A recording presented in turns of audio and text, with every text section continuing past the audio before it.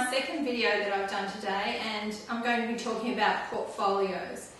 So I'm Michelle from Homeschooling Down Under, and you can visit my website www.homeschoolingdownunder.com, and I want to talk about one of the things that I've really found helpful for my record keeping, and that is my portfolios. Now, I have been doing portfolios with my kids since 2006, and I'm going to show you what we put in them and how we use them. So this is what I buy at the beginning of each year, and I just bought it off as works. It's about $3.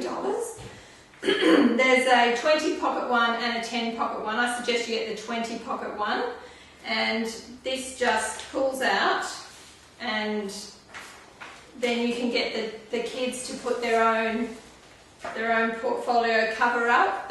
Each of my kids just make their own at the beginning of the year, and that's their own portfolio that we'll use for that whole year.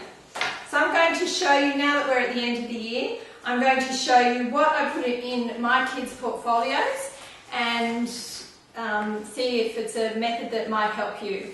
So I've got two old portfolios that I had for my kids. So this was when my daughter was 6, and this one was in 2007 when my other daughter was, how old was she? 9. So I just started by putting in their narrations and things that they'd done over the years, just to keep a record of their work. But as I perfected the system, I worked out that it was a really good way to keep all of the records together for when the Board of Studies came round to do our inspections. And I have found that the Board of Studies really like the portfolios, and they often tell me that, you know, they're really happy with what they see. And for me, it's just an excellent way to know that I'm keeping a record of what's happening, and the kids also really enjoy looking back on them, what they did that year, reading a bit of their work. I don't put in all of their work. I mean, many books that we have, I couldn't put the book in there, but I just record the things that we do each term. So we'll look at Sarah's. And Sarah's portfolio, she is 11, and what I do is I make each term, I make a report, just like probably a school report that you have, and in the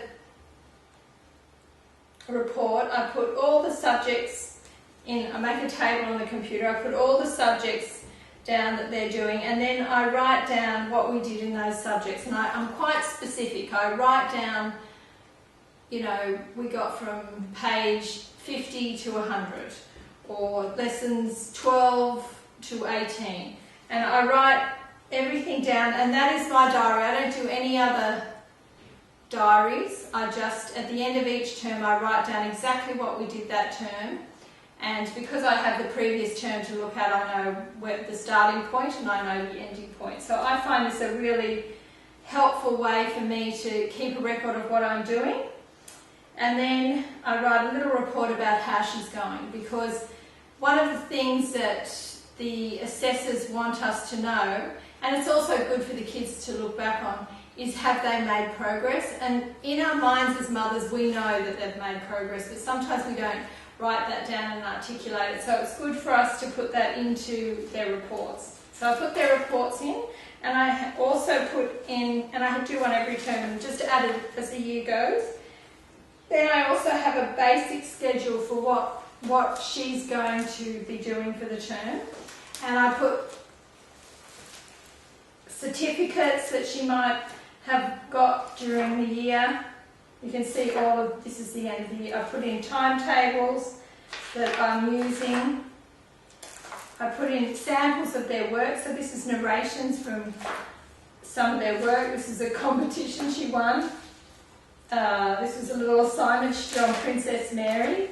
And I just fill it up as I go. Here was a map that they did. Copywork samples, some biology samples, swimming carnival certificates, and I just fill the whole book up over the year. Anything that I think is important to keep goes in this portfolio, and I keep it in their homeschool baskets, and they're always easy for me to access, and I know where everything is. So I actually have 2 boxes of these, and each year I just finish off the portfolio, write their reports and put it there, and then next year I start a new one. So I bought these ready for 2014. So I hope that helps you get records in order, and you can use the portfolio for the kids, and then I use my own planner, and that's for me. And you can watch my homeschool planner video as well.